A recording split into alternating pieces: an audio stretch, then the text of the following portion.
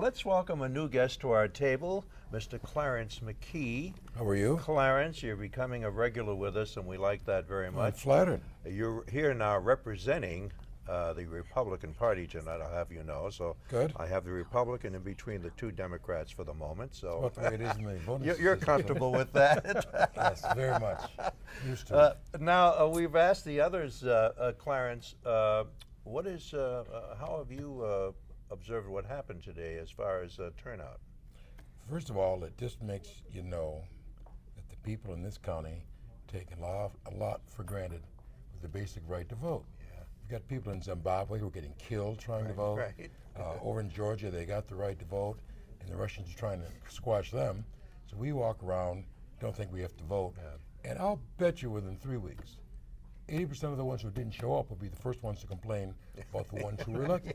And that usually happens. The way it goes. But it is a shame. You know, I'm Certainly. sitting here and we're smiling and I'm laughing a little bit, but there's a tear in that laugh, believe me, because I can't understand it either, why our citizenry here doesn't get more involved in the process. And then, like you say, 3 weeks later, they're hollering at the commission and council meetings. I guess they're not angry enough. I don't know what issue. I don't know. You know, Frank, you've done such a great job over the years of keeping the public informed. And, you know I talk to people that watch your show and they tell me. Well, tonight especially, we have a huge audience. Well, but I think you have, I mean, you've spent years getting people interested in civic, government, getting people interested in civic affairs. Let's give my wife Phyllis a lot of credit. She's my Phyllis producer. deserves credit for that too. But it's amazing to me that people, just because of the fact that they've been exposed to it, aren't starting to realize that, you know what, I need to show up and vote. I need to have my vote counted. I need to have my voice heard. And I'm somewhat surprised today. I actually thought we'd see a pretty good turnout. I was expecting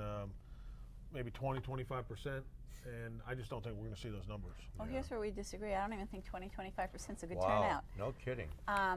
When you For look a at, primary. even so, when you look at the issues that are on the ballot, the contested races, we have 2 state Senate races. You have 2 House districts, which pretty much will decide who the candidate's going to be, who will be the representative in that area, because they're heavily Democratic districts. You've got 2 county commission races. We talk all the time about how important it is for people to express their voice at the polls and take it even a step further. I tell everybody, don't just vote for people, turn the ballot over, because there's a county charter question on the back of the ballot which will tell you what it's going to cost you for initiatives which are being planned, and especially what we have today with the problem with revenues. You want to know before you vote for something, remember the bullet train, what is it going to cost? Yeah.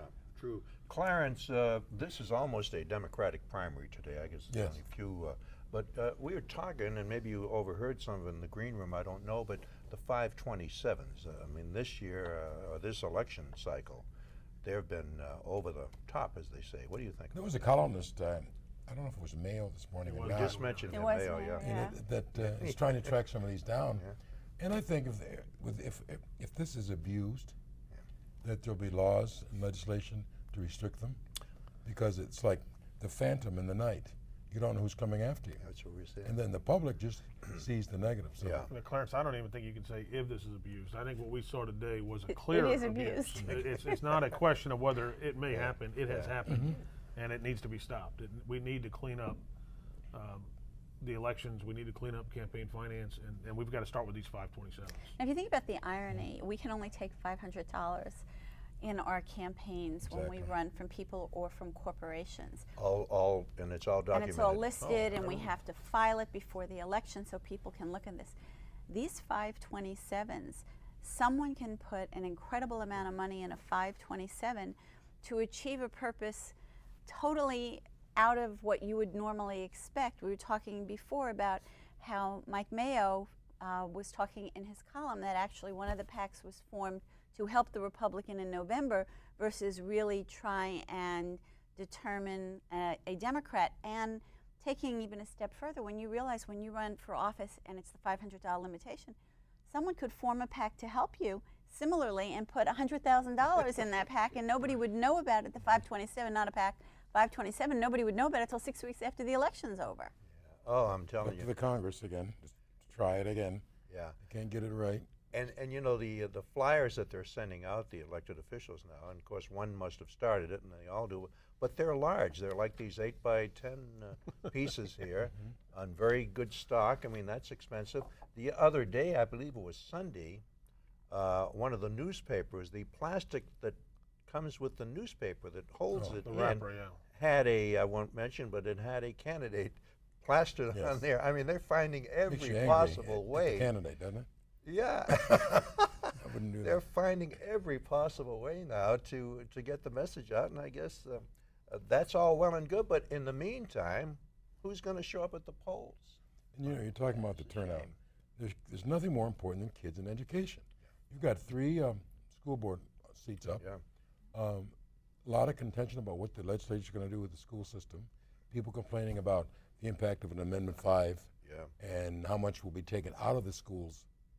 And here people don't show up. But they'll be the first ones to come down and complain at the superintendent at a meeting because something's not going right. So it's There's something horrible. wrong with that picture, really. Yes, Oh, There's absolutely. something wrong with that picture. And Clarence, have you been an elected official in your life yet? Republican Party local official. Have not had the stamina to do what these Okay. folks Neither do, have I. whom I So deeply admire. we're 50-50 here, very- but you know, I don't know how they do it. I both of admire them have done it, you know, on more than, I'm not going to say numerous occasions, but more than a few times.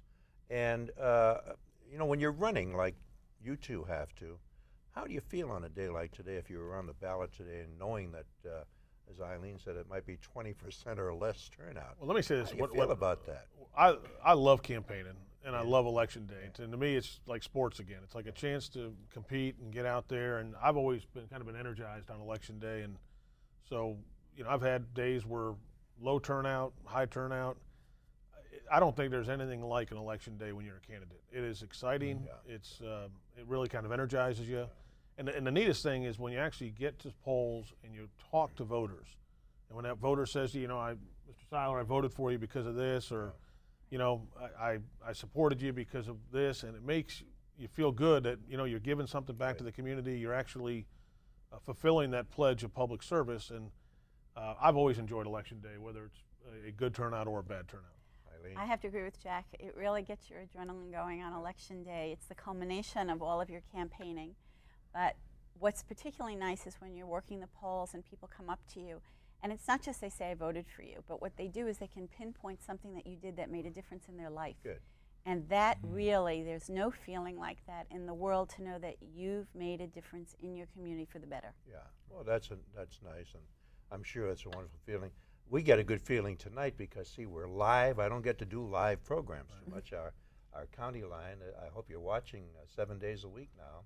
It's taped, and but tonight is live, and I like the adrenaline run here too because we're getting a series of both elected officials and other political people coming by tonight, and so it's just great, and it gives our public an opportunity to see some of the folks who they don't see very often. Eileen is on television because her commission meetings, of course, are televised, and the school board. But people like Clarence out there in the trenches every day, and others. Even when you're up in Tallahassee, of course, we did the Tallahassee connection this year, Jack. Yeah, and you did a fantastic You did a job great of that. job. You kept really did, people Frank. up to date on what you guys were doing in Tallahassee. Well, you've done it for years for us, and we appreciate that. Yeah. And what's Okay. great- Go no, ahead, what is Clarence. great now with the internet, I was telling Jack, I sat in my office in Broward County and watched his phenomenal, fantastic farewell address. It's probably one of the best ones that were given up there. Sorry, I missed And that. no, it was just great. And you can watch the elected officials from hundreds of miles away Isn't that nice? on the internet. We have our own C-SPAN there in the state of Florida now. That's good. I like that, yeah. Yep.